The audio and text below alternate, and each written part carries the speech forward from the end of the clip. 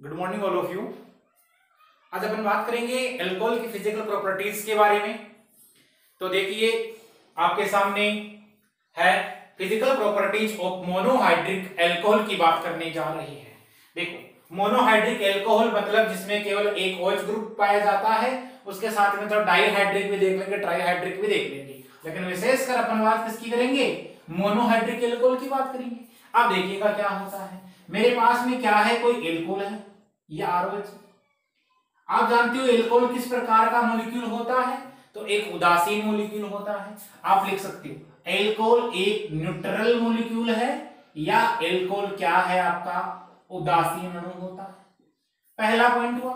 दूसरे पॉइंट की बात करते हैं, अल्कोहल है तो उसकी नेचर की बात करते हैं। देखो C1 से लेकर C11, इसका मतलब कार्बन 1 से लेकर मेथेनॉल से लेकर कार्बन 11 तक की जो अल्कोहल होते हैं वो आपके वाष्पशील द्रव्य होते हैं। कैसे होते हैं? वाष्पशील द्रव्य होते हैं। और इससे आगे जितने भी होते हैं, कार्बन 12 मान लो चाहिए आप, और कार्बन 12 के अलावा उससे आगे के जितने भी होते हैं अल्कोहल, वो क्या होते हैं आपके, उनकी यदि अपन बात करेंगे तो वो होते हैं ठोस होते हैं। और ठोस किसके समान होते हैं? मोम के समान ठोस होते हैं। चलो इस अल्कोहल की बात करते हैं। तो आपका जो अल्कोहल होता है इसकी नेचर होती है वो स्वापक प्रकृति की होती है। जानते हो स्वापक प्रकृति? देखो इसकी नेचर होती है स्वापक प्रकृति की, यानी इसका यूज करते हो आप जैसे एथेनॉल लेते हुए नशापन करने में इसका यूज किया जाता है। दारू होती है, शराब होती है, इसमें इसका प्रयोग किया जाता है। अब देखो यदि आपने क्या किया, मेथेनॉल की मात्रा यदि इसमें मिला देते हो आप थोड़ी भी, तो वो क्या करता है, आपका जो नर्वस सिस्टम होता है उस नर्वस सिस्टम पर क्या करेगा, वो इफेक्ट करता है भयंकर तरीके से, जिसके कारण व्यक्ति की मृत्यु तक हो जाती है। और आप जानते हो टीवी वगैरह में न्यूज देखते होंगे, जहरीली शराब पीने से इतने व्यक्तियों की मृत्यु। तो जहरीली शराब कहां से पी? जहरीली शराब है उसमें मेथेनॉल की मात्रा थी, जहरीली शराब। क्लियर है? यानी कि आप क्या करो, एथेनॉल में थोड़ी सी भी यदि मेथेनॉल मिला दी जाए तो वो एक जहरीली शराब बन जाती है, जिससे कई बार व्यक्ति की मृत्यु तक भी हो जाती है। क्लियर है? चलो बात करते हैं इसकी सोल्युबिलिटी की, इसकी विलेयता के बारे में। अल्कोहल की विलेयता देखते हैं, अल्कोहल की सोल्युबिलिटी देखते हैं। तो देखो सोल्युबिलिटी की बात करते हैं या इनकी विलेयता की। देखो अल्कोहल है, अल्कोहल जल में क्या होता है, विलेय होता है। देखो अल्कोहल को आपने क्या किया, वाटर में ऐड कर दिया, वाटर में ऐड करते ये क्या होता है, सोल्यूबल होता है। अब आप मेरे को इसका आंसर बताओगे, इसका आंसर क्या होता है? देखो इसका आंसर सभी जानते हो, आपका जो अल्कोहल होता है, अल्कोहल क्या करता है, किसी जल के साथ में क्या बना लेता है, हाइड्रोजन बॉन्डिंग बना लेता है। तो देखो इनके मध्य हाइड्रोजन बॉन्डिंग बनी, फिर यहां क्या आएगा, कोई आपके अल्कोहल का अणु निकल के आएगा, इसमें क्या होगा, हाइड्रोजन बॉन्डिंग देखने को मिलती है। एक प्रकार का आकर्षण बल होता है, नेगेटिव होता है, ये पॉजिटिव होता है। आप जानते हो ये जो बॉन्ड होता है एक प्रकार का फॉल्स बॉन्ड होता है, ट्रू बॉन्ड नहीं होता है। और इसके मध्य ही जो एक आकर्षण बल लग रहा है, इसी को आप कहते हो हाइड्रोजन बॉन्डिंग। बताओ किस प्रकार की हाइड्रोजन बॉन्डिंग है, इंटरमोलिकुलर है कि इंट्रामोलिकुलर है?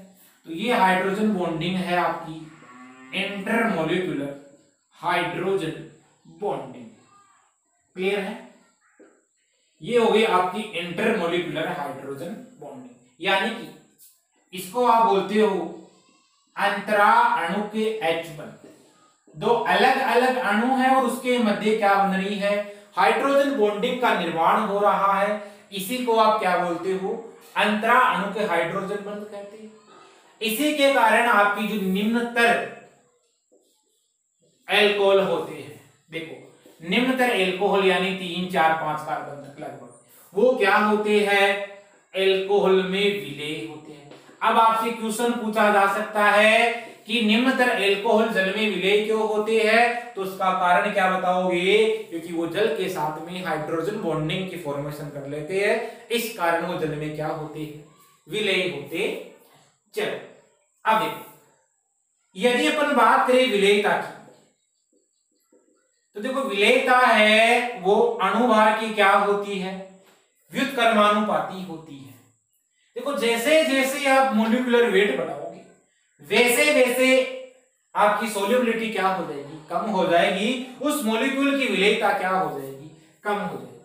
देखो जैसे एक तो मेरे पास में मेथिल एल्कोहल है और एक मेरे पास में एथिल एल्कोहल है, फिर मेरे पास में प्रोपिल एल्कोहल। प्रोपिल क्या होता है, चलो मैं इससे स्टार्ट करने जा रहा हूं, C4H9OH।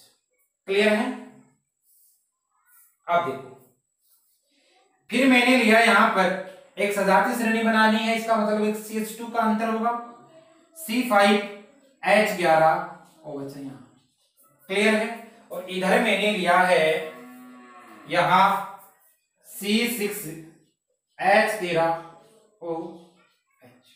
अब यहां पर आपको बताना है कि ज्यादा विलेय कौन सा होगा, या आपको बताना है सोल्युबिलिटी ऑर्डर इन एल्कोहल, यानी कि विलेयता का क्रम बताना है एल्कोहल की विलेयता का।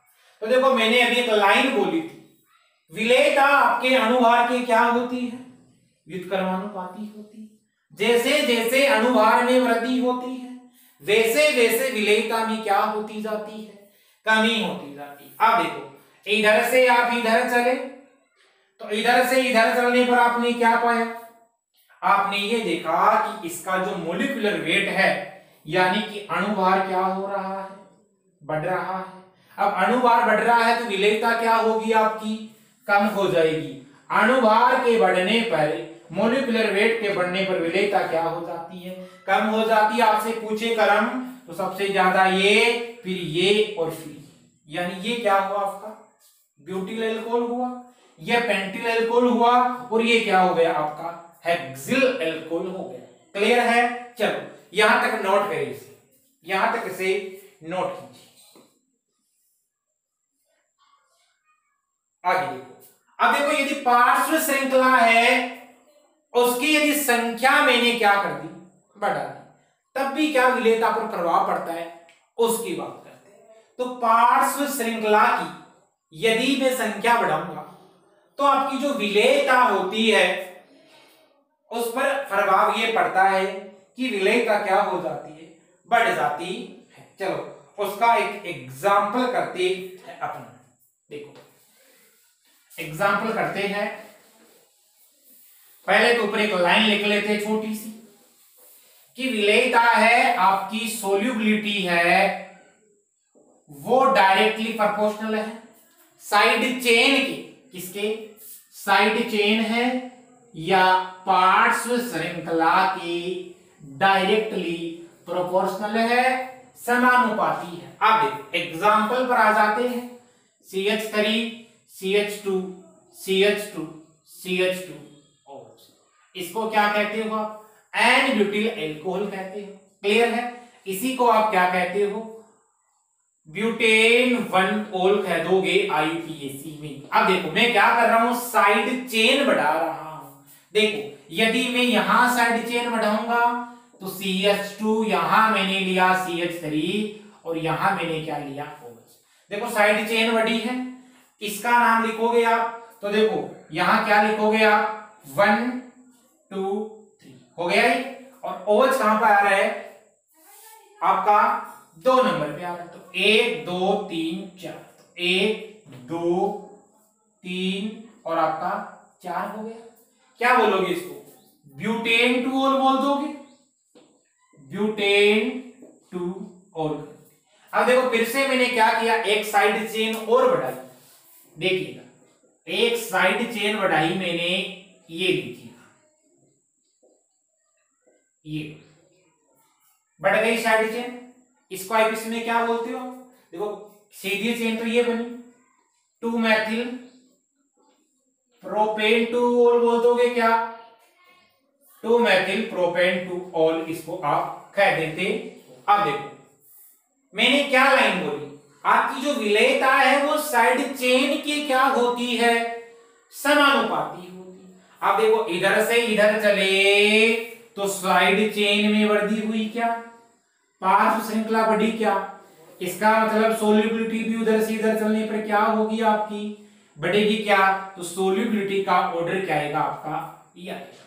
अब मैं क्वेश्चन लिख रहा हूं, ये आपके लिए है होमवर्क। देखिएगा क्वेश्चन ये है कि ये मेरे पास में एक तो है C 3 2 5 2 7 2 9, इसका मतलब अब आएगा C5H11OH, C6H13OH। क्लियर है।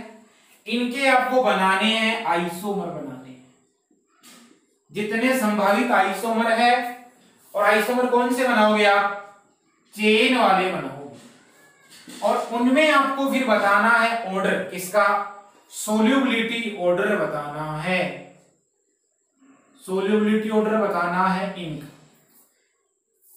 और इनका बताओगे मेरे को बॉइलिंग पॉइंट ऑर्डर। अभी बॉइलिंग पॉइंट को अपन करेंगे तो दोनों साथ साथ में मेरे को बता देना, आपके लिए होमवर्क है, ध्यान रखिएगा। क्या बताना है, इनके आइसोमर बताओगे कितने आइसोमर बनेंगे, फिर सोल्यूबिलिटी का और बॉइलिंग पॉइंट का आपको क्या बताना है, इसमें ऑर्डर बताना है मेरे को, कितना क्या ऑर्डर होगा।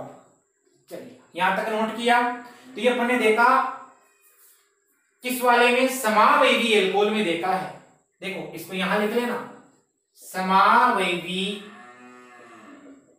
एल्कोहल में विलेयता का क्रम, समावयवी एल्कोहल में क्या हो गई, विलेयता का क्रम हो गया।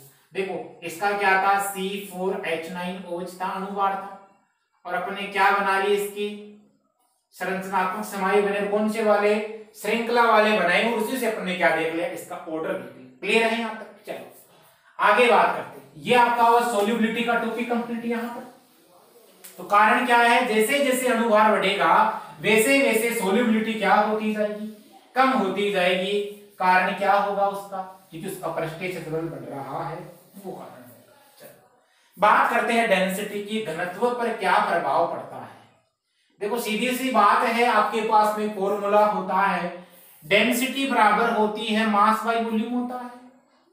तो मास जानते हो, m बराबर क्या होता है, आपका द्रव्यमान होता है, और ये क्या होता है, आपका मॉलिक्यूल होता है। अपने को मतलब किससे, अपने को मॉलिक्यूलर वेट से मतलब है। जैसे जैसे आप मॉलिक्यूलर वेट बढ़ाओगे वैसे वैसे आपकी डेंसिटी क्या होगी, बढ़ेगी। मींस आप कह दोगे घनत्व है वो अणुभार की क्या होता है, समानुपाती होता। क्लियर है। चलो तो अणुभार बढ़ने पर क्या होगा, घनत्व भी बढ़ेगा। तो ये मेरे पास में एक तो मेथिल एल्कोहल है, एक मेरे पास में एथिल एल्कोहल है, एक मेरे पास में है प्रोपिल एल्कोहल है। ये चलिए इनमें आपको बताना है, घनत्व का क्रम बताना है। देखो बता दो कि घनत्व का क्रम क्या होगा, इधर से इधर चले, इसका मतलब मॉलिक्यूलर वेट बढ़ रहा है क्या। अब मॉलिक्यूलर वेट बढ़ रहा है तो घनत्व भी क्या होगा, यहां से बढ़ने वाला है।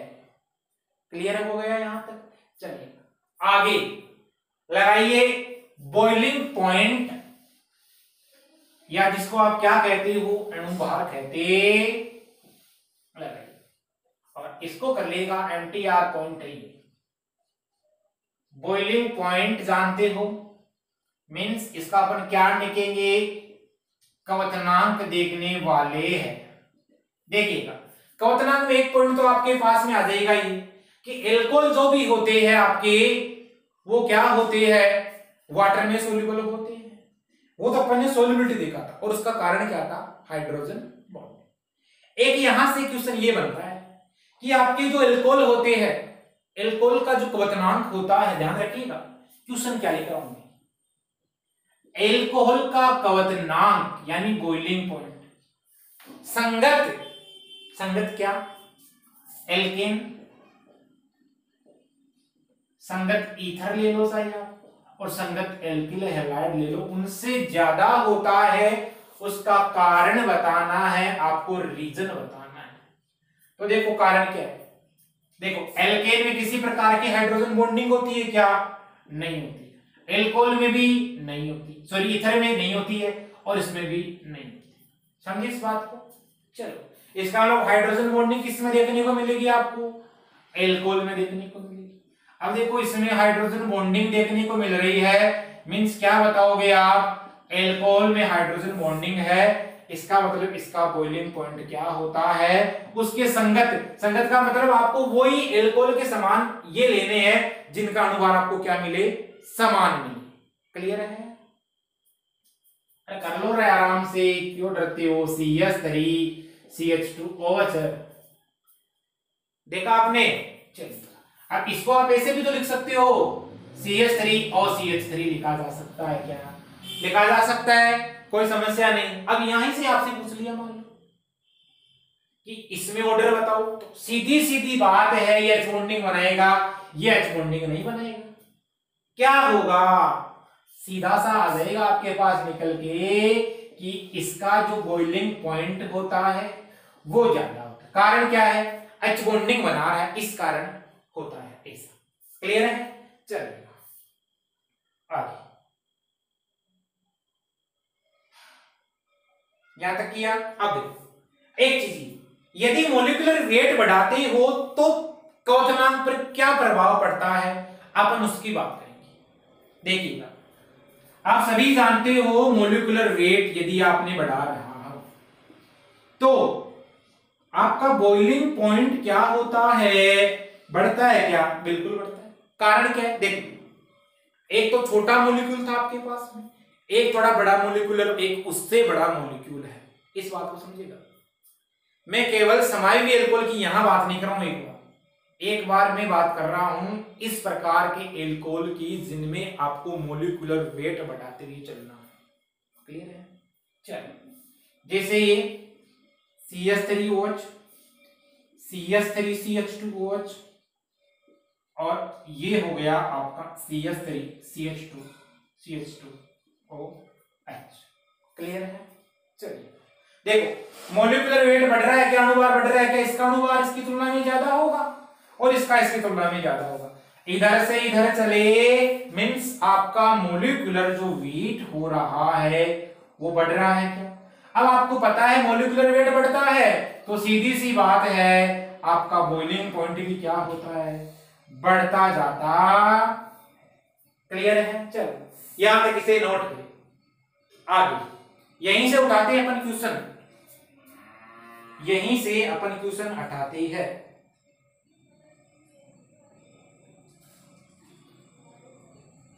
आइए अब बात करते हैं, यदि मैं लेता हूं समावेवी एल्कोहल लेता हूं, और समावेवी एल्कोहल की यदि बात आती है तो वहां क्या इफेक्ट पड़ता है इस पर, उसको देख लेते हैं। चलिए आइसोमर्स फॉर्म लेता हूं मैं, समावेवी एल्कोहल। अब देखो यहां पर कारण क्या बताओगे आप, उसकी बात कर लेंगे। समावेवी एल्कोहल जानते हो, जैसे ये मेरे पास में है C4H9OH, बनाओगे इसके आइसोमर CH3 CH2 CH2 और आपका CH2 और OH। देखो 3 2 5 2 7 2 9 1 10 हो गए, मतलब एक OH यहाँ पे। क्लियर है? इसका एक आइसोमर बनाना चाहो तो इसका एक आइसोमर ये बनाओगे क्या, यहां लिखोगे आप CH3 और यहां क्या लिखोगे आप OH। क्लियर है? इसका एक आइसोमर और बनेगा क्या? बिल्कुल बनेगा। CH3, यहां CH3 लगाया, यहां CH3 लगाया और यहां क्या लगाया आपने? OH लगाया। क्लियर है? अब देखो समावेवी एल्कोहल की जहां बात आती है, देखो इधर से इधर चलने पर जैसा एल्किल हैलाइड में देखा था ना, वही बात यहां पर लागू होगी।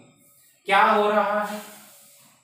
शाखन बढ़ रहा है, मतलब ब्रांचिंग बढ़ रही है। अब देखो ब्रांचिंग जहां भी बढ़ रही है तो आपने क्या देखा, एक तो बड़ा अणु था यहां, फिर मॉलिक्यूल छोटा हुआ, फिर मॉलिक्यूल यहां क्या हुआ? छोटा हुआ। तो साइज ऑफ मॉलिक्यूल, एक मॉलिक्यूल की साइज क्या हो रही है? इधर से इधर चलने पर कम हो रही है क्या?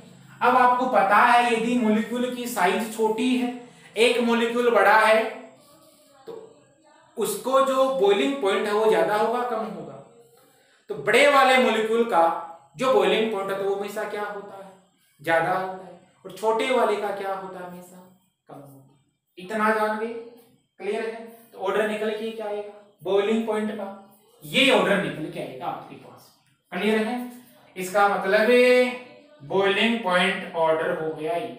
साइज ऑफ मॉलिक्यूल इधर से इधर जाने पर बढ़ रही है, तो देखो साइज कम हो रही है, इधर से इधर आ रहे हो तो बढ़ रही है, उधर जा रहे हो तो बढ़ रही है।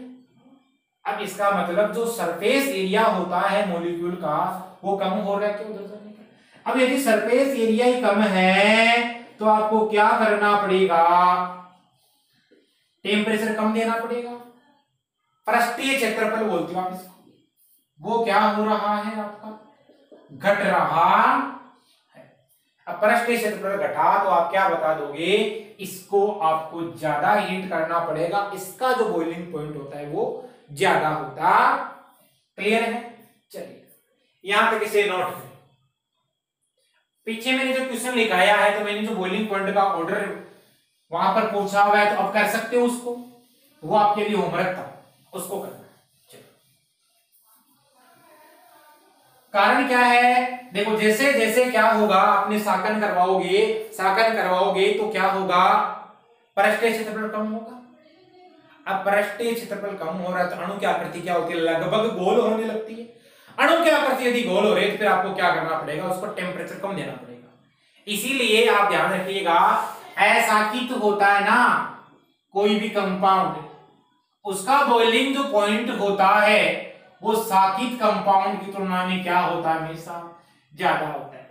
यानी अनब्रांच्ड का ब्रांच की तुलना में बॉइलिंग पॉइंट हमेशा क्या होता है, ज्यादा होता है। चलो क्वेश्चन आता है, आपसे क्वेश्चन पूछा गया है, कार्बोक्सिलिक एसिड और एल्कोहल, इनमें आपको बताना है बॉइलिंग पॉइंट का ऑर्डर बताना है, किसका क्वथनांक ज्यादा होगा, विथ रीजन, कारण के साथ बताना है। तो देखो यहां पर आपका जो कार्बोक्सिलिक एसिड होता है एल्कोहल की तुलना में उसका क्वथनांक ज्यादा होता है। कारण क्या है, क्योंकि ये क्या बनाता है, डाइमर की फॉर्म करता है। देखो ये क्या बनाता है, डाइमर कैसे बनाएगा, आपका आर है, सब चीजें आपने पढ़ रखी, हाइड्रोजन बॉन्डिंग में वहीं से उठाया है मैंने क्वेश्चन। क्या क्वेश्चन पुटअप हो सकता है, उसी की बात की मैंने क्यों लिया, आर सी इधर डबल बॉन्ड ओ फिर एच। अब देखो इसके मध्य और इसके मध्य फोर्स ऑफ अट्रैक्शन लगेगा कोई, इसके मध्य और इसके मध्य कोई फोर्स ऑफ अट्रैक्शन लगेगा, बताओ डाइमर बना या नहीं बना, डाइमर बना क्या, बिल्कुल बन गया। अब डाइमर बन गया है इसका मतलब अणु में क्या हो जाता है, एसोसिएशन हो जाता है, अणु में संगुणन की मात्रा क्या हो जाती है, बढ़ जाती है। अब इस अणु में संगुणन बढ़ गया, इसका मतलब इसका जो बॉइलिंग पॉइंट होता है, क्वथनांक होता है कार्बोक्सिलिक एसिड का, वो एल्कोहल की तुलना में ज्यादा है, क्योंकि एल्कोहल में तो केवल हाइड्रोजन बॉन्डिंग देखने को मिलेगी आपको। क्लियर है? चलिए इस बात को यहां तक समझिए। देखो तभी आप क्या देखते हो, जो एसिडिक एसिड होता है इसका जब आप निकालते हो मॉलिक्यूलर वेट निकालते हो, देखो अपन पढ़ेंगे कार्बोक्सिलिक एसिड इसके बारे में भी, कार्बोक्सिलिक एसिड में पढ़ेंगे इसके बारे में। देखो इसका अनुभार क्या आता है, 60 आता है, मॉलिक्यूलर वेट निकालोगे। लेकिन ये तो होता है, लेकिन ये डाइमर बनाता है। अब डाइमर बनाता है तो अणुसंख्यक गुणधर्म पढ़ते हैं अपन, वहां क्या होता है, इसका जो मॉलिक्यूलर वेट है वो 60 की बजाय आपको कितना प्राप्त होता है, 120 प्राप्त हो जाता है। और उसका कारण क्या है, डाइमर बनने का, और उसी कारण इसका जो बॉइलिंग पॉइंट होता है वो ज्यादा हो जाता। क्लियर है? एक बात, एल्कोहल है आपका, वो जल के साथ में हाइड्रोजन बॉन्ड बनाता है, वो ठीक उसी प्रकार एल्कोहल अपने किसी अन्य अणु के साथ भी क्या बना सकता है, हाइड्रोजन बॉन्ड की फॉर्मेशन कर सकता। ये सब आप जानते हैं। चलिए अब देखो जैसे जैसे यदि मैंने क्या किया, OH बॉन्ड की संख्या बढ़ाई, OH ग्रुप की संख्या बढ़ाई, OH ग्रुप की संख्या बढ़ाने पर भी विलेयता क्या होती जाती है, विलेयता की बात करेंगे तो बढ़ती जाती है, उसका बॉइलिंग पॉइंट भी क्या होता जाता है, बढ़ता जाता है। तो ध्यान रखिएगा एक चीज नोट लगा के, वो डाइहाइड्रिक एल्कोहल के लिए भी हो सकती है बात, वो ट्राइहाइड्रिक एल्कोहल के लिए भी हो सकती है। तो देखो नंबर ऑफ OH ग्रुप यदि आपने बढ़ा रहे हो, OH ग्रुप की संख्या आपने क्या की है, वृद्धि की है। OH ग्रुप की संख्या यदि जैसे जैसे बढ़ाते जाओगे आप, तो उसी प्रकार क्या होगा, H बॉन्डिंग की जो स्ट्रेंथ होती है, हाइड्रोजन बॉन्ड की जो सामर्थ्य होती है, वो भी क्या होती जाएगी, बढ़ती चली जाती है। अब हाइड्रोजन बॉन्ड की सामर्थ्य बढ़ रही है, इसका मतलब उसकी जो सोल्यूबिलिटी है वो भी क्या हो रही है, विलेयता भी क्या हो रही है, बढ़ रही है। विलेयता बढ़ रही है, इसका मतलब उसका जो बॉइलिंग पॉइंट होता है, वो बॉइलिंग पॉइंट भी क्या हो रहा है, बढ़ रहा है। और ऐसा देखिए, ये एग्जांपल है CH3 CH2 CH2OH। यहां पर मैंने क्या किया, एक OH ग्रुप लगाया। अब देखो इस हाइड्रोजन को हटाया मैंने, एक OH ग्रुप और लगाया, CH3 CHOH, यहां क्या है आपका CH2OH। क्लियर है। लास्ट में मैंने क्या किया, यहां पर फिर से एक क्या लगा दिया, OH लगा दिया। अब आप जानते हो कि OH ग्रुप की क्या हो रही है, यहां संख्या बढ़ रही है। क्या इधर से इधर चलने पर क्या हो रहा है, नंबर ऑफ OH ग्रुप बढ़ रहा है। अब यहां से आप देखो OH ग्रुप की संख्या बढ़ रही है, तो ये सब क्वेश्चन कर सकते हो। यदि आपसे हाइड्रोजन बॉन्ड की स्ट्रेंथ का ऑर्डर पूछा जाए, तो देखो मैं बता रहा हूं, H बॉन्ड की स्ट्रेंथ का यदि आपसे ऑर्डर पूछा जाए तो 3 2 1 आएगा क्या, बिल्कुल आएगा। इसको मैंने 1 माना है, 2 माना है, 3 माना है। चलो इसी प्रकार यदि आपसे पूछा जाए सोल्यूबिलिटी का ऑर्डर पूछा जाए, देखो जितने ज्यादा H बॉन्डिंग है सोल्यूबिलिटी भी उतनी ज्यादा है, 3 2 1 ऑर्डर निकल गया है। यदि आपसे पूछा जाए बॉइलिंग पॉइंट के बारे में, तो क्या बता दोगे बॉइलिंग पॉइंट का ऑर्डर, ये बताओगे क्या, 3 2 1 बताओगे। क्लियर है, चलिए यहां तक नोट किया। सभी जानते हैं इसको क्या बोलते हो, इसको बोलते हो आप ग्लिसरॉल कहते हो। जो ये ग्लिसरॉल होता है ना, इसका यूज पढ़ेंगे अपन। इसका यूज किया जाता है शेविंग सोप में, जो आप शेविंग बनाते हो, शेविंग साबुन होता है, इसमें यूज किया जाता है। इसका कारण क्या होता है, इसकी जो नेचर होती है वो आर्द्रता ग्राही प्रकृति की होती है, हाइग्रोस्कोप की नेचर होती है। इसी कारण इसका यूज किया जाता है, शेविंग सोप बनाने में किया जाता है। क्लियर है, चलो तो सीधी सी बात ये हुई कि अनुभार बढ़ेगा तो वो आपका बॉइलिंग पॉइंट भी क्या होगा, बढ़ेगा। तो यहां पर अपन ने बात की फिजिकल प्रॉपर्टीज किसकी, एल्कोहल की। अगली क्लास में अपन बात करेंगे इसकी केमिकल प्रॉपर्टीज, मोनोहाइड्रिक एल्कोहल की बात करेंगे अपन। उनकी केमिकल प्रॉपर्टीज क्या होती है, वो कौन कौन सी रिएक्शन आपको दर्शाता है। मिलते अपन अगली क्लास में, तब तक के लिए थैंक्स, ऑल द बेस्ट।